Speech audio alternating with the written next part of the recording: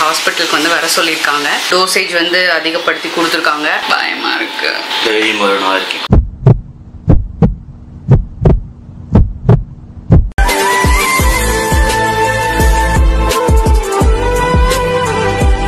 Okay மக்களே, இன்னைக்கு தான் வந்து கரெக்டாக 10 days முடிஞ்சிச்சு. ஹாஸ்பிட்டலுக்கு வந்து வர சொல்லியிருக்காங்க ஒரு செக்கப்புக்கு. எதுக்கு அப்படின்னு பார்த்தீங்கன்னா, நம்ம ஃபஸ்ட்டு செக்கப் போனோம் இல்லையா, அப்போ வந்து ஸ்கேன் பண்ணிவிட்டு அப்போ வந்து என்ன சொன்னாங்கன்னா, நீங்கள் அதான் அப்போ தான் அந்த கரு வந்து ஃபார்ம் ஆகிருக்கு. ஸோ எதுக்கும் வந்து ஒரு 10 daysக்கு அப்புறம் வந்து ஒரு ஸ்கேன் பண்ணி பார்த்துடலாம் அப்படின்னு சொல்லியிருந்தாங்க. ஸோ அதுக்காக தான் இப்போது வந்துட்டு நம்ம ஹாஸ்பிட்டலில் அப்பாயின்மெண்ட் வாங்கிட்டு கிளம்பியாச்சு.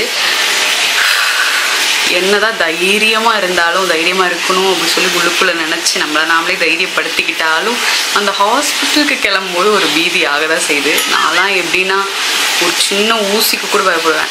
அதாவது ஹாஸ்பிட்டலில் எதாவது பண்ணுறது அப்படின்னாலே எனக்கு பயம். ஊசி வந்து என்ன சொல்கிறது, டேட்டூலாம் போட்டிருக்கேன் நான்.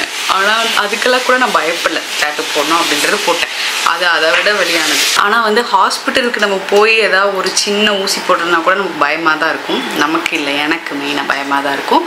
ஸோ வந்து மனசை தைரியப்படுத்திட்டு கோகு வந்து எனக்கு ரொம்ப தைரியமெல்லாம் கொடுத்து எல்லாம் பண்ணி என்னை வந்து தைரியசாலி ஆக்கி வச்சிருக்கான். இப்போது தைரியசாலி மாதிரி கிளம்பிட்டேன்.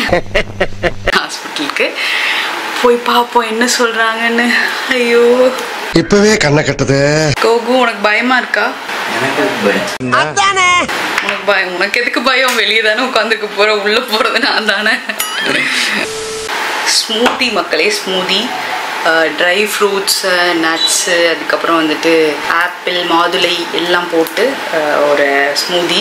இதை வந்து இந்த கோகு அரைச்சி கொடுத்து டெய்லி என்ன குடிக்க சொல்லி உயிர் எடுக்கிறான். குடிக்கவே முடியல. அதுவும் எவ்வளோ பெருசு பாருங்கள். ஒரு சின்ன டம்ளராக இருந்தால் கூட பரவாயில்ல, இவ்வளோ பெரிய டம்ளரை குடிக்கவே முடியாது. கஷ்டப்பட்டு குடிச்சிட்ருக்கேன்.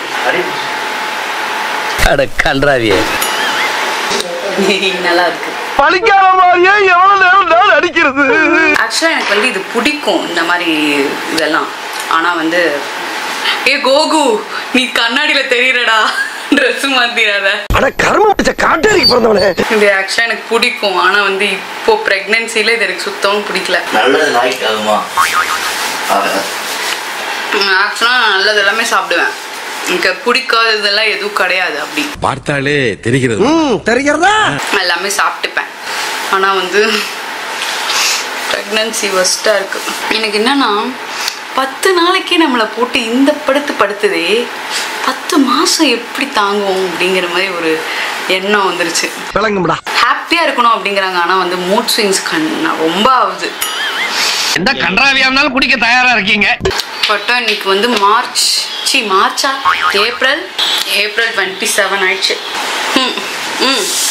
எது நான் சாப்பிடவா? எனக்கு போயா அவனை மாட்டாடா என் பம்பர கட்ட மண்டையா. நான் ஆல்ரெடி குடிச்சுதான் அவனுக்கு கொடுத்துருக்கேன் தெரியுமா. நல்லாவே இல்லை, சூப்பராக இருக்கு. அட்லீஸ்ட் கொஞ்சம் சில்லுன்னு இருந்தால் கூட நல்லா இருக்கும் மக்களே. இந்த பையன் ஐஸ் கட்டி கூட போட விட மாட்டேங்கிறான், ஃப்ரிட்ஜு தண்ணி குடிக்க விட மாட்டேங்கிறான், எதுவுமே பண்ண விட மாட்டேங்கிறான்.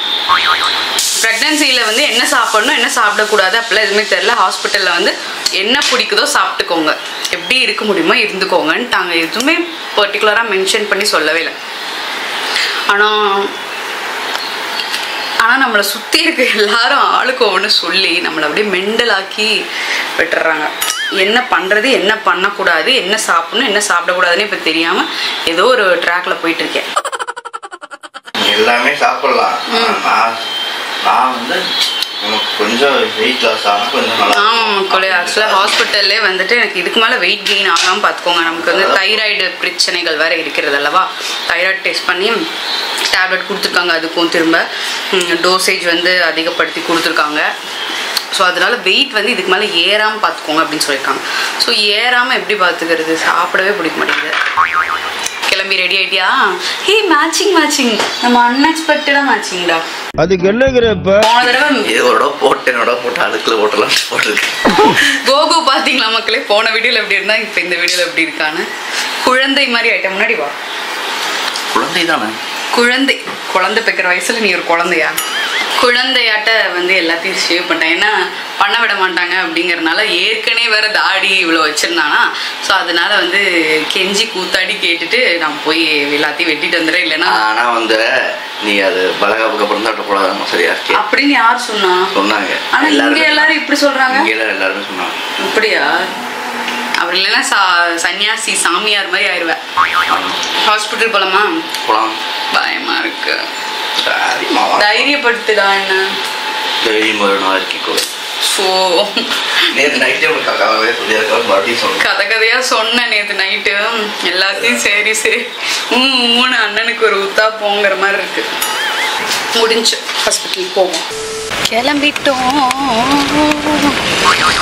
சீரியஸ் மூஞ்சி கோகுல் கிருஷ்ணன். டென்ஷனா இருக்க வேண்டியது நானு. நீங்க எதுக்கு டென்ஷனா இருக்கீங்க? நான் டென்ஷன்லாம் இல்லை. முன்னாடி நாள் தான் டென்ஷன் ரொம்ப அதிகமாக இருந்துச்சு. முன்னாடி நாள் இல்லை, ஃபர்ஸ்ட் நாள். ஃபஸ்ட்டு ஓரளவுக்கு பரவாயில்ல. இப்போ ஒரு 10 நாளாக ட்ரெயின் ஆகிட்டேன், அதனால பரவாயில்ல. இன்னைக்கு தான் வந்து அந்த டாக்டரை வந்து நாங்கள் வேற ஒரு டாக்டர், அதே ஹாஸ்பிட்டல் தான், ஆனால் பெரிய டாக்டரை வந்து நாங்கள் இன்றைக்கி தான் பார்க்க போகிறோம். ஸோ அவங்க என்ன சொல்ல போகிறாங்க அப்படிங்கிறதெல்லாம் டீட்டெயில்டாக கேட்டுட்டு வந்துக்கணும். much later. கோகுல் கிருஷ்ணன். பாப்பா பர்சன்டேஜ் கொஞ்சம் ஆமாம் பெருசாகி இருக்கு தானே. ஆமாம். ஆக்சுவலாக என்ன தெரியுமா காட்டு, நல்லா ஜூம் பண்ணி எனக்கு அந்த ஹார்ட்டை வந்து துடிக்கிறதெல்லாம் காமிச்சாங்க. குட்டியாக இத்தினோண்ட ஒரு ஹார்ட்டு துடிச்சிட்டு இருந்துச்சு. அடுத்த தடவை ஒன்றையும் கூப்பிடுவாங்க. என்ன கூப்பிடுவாங்க? மக்களே, காலையில் ட்ரை ஃப்ரூட் ஜூஸ்க்கு மார்க்கெட்டிங் பண்ணிட்டு இருந்தேன். ஹாஸ்பிட்டலில் ட்ரை ஃப்ரூட் ஜூஸ்லாம் குடிக்கக்கூடாதுன்ட்டாங்க. அப்பாடா. ட்ரை ஃப்ரூட்ஸை ராவா சாப்பிடுங்க, சோப் பண்ணி சாப்பிடுங்க, இல்லைன்னா அப்படி பண்ணி சாப்பிடலாம். ஆனால் ஜூஸாக போடும்போது அதை கன்வெர்ட் ஆகுதுன்னு சொல்கிறாங்க. கேலரிஸாக கன்வெர்ட் ஆகும் அப்படின்றாங்க. ஸோ நான் சாத்திக்கிட்டு சாப்பிடுவோம். அடிக்காமல் அப்படியே நீ டார்ச்சர் பண்ண இல்லை, சாப்பிட சாப்பிடு. ஆமாம், நட்டு சாப்பிடணும் தான். இப்பயும் சாப்பிட தானே வரும். சாப்பிட்றதுக்கு கூட பிரச்சனை இருக்காது. ஆக்சுவலாக நான் கேட்கணும்னு நினச்சது எல்லாமே நான் கேட்காமே அவங்களே சொன்னாங்க. வீட்டில் வந்து நடக்கக்கூடாது அப்படின்னாங்க. அப்புறம் ஹாஸ்பிட்டல் வந்து நல்லா வாக்கிங் போகலாம், ஒன்றுமே பிரச்சனை கிடையாது, டெய்லி 30 மினிட்ஸ் நடக்கலாம், இப்பயே நடக்கலாம், ஒன்றும் பிரச்சனையே இல்லை அப்படின்ட்டாங்க. பேபி வந்து நல்லா ஹெல்த்தியாக இருக்குது அப்படின்னு சொல்லி சொன்னாங்க. ஹார்ட் பீட் வந்துருச்சு. அடுத்த ஸ்கேனில் வந்துட்டு அடுத்த செக்கப்பில் வந்துட்டு ஹார்ட் பீட் வந்து நம்மளை கேட்க வைப்பாங்களாம்மா அப்படின்னு சொன்னாங்க. ஓகே, வெயில் போட்டு கொளுத்துது மக்களே. இதுக்கு தான் ஈவினிங்காக வரலாமான்னு பார்த்தோன்னா ஈவினிங் டாக்டர் இருக்க மாட்டாங்கன்னு சொல்லிட்டாங்க. ஸோ அதனால் வெயிலே வர மாதிரி ஆகிப்போச்சு. சரி பரவாயில்ல, வீட்டுக்கு போய் சாப்பிடுவோம், பசி எடுத்துருச்சு.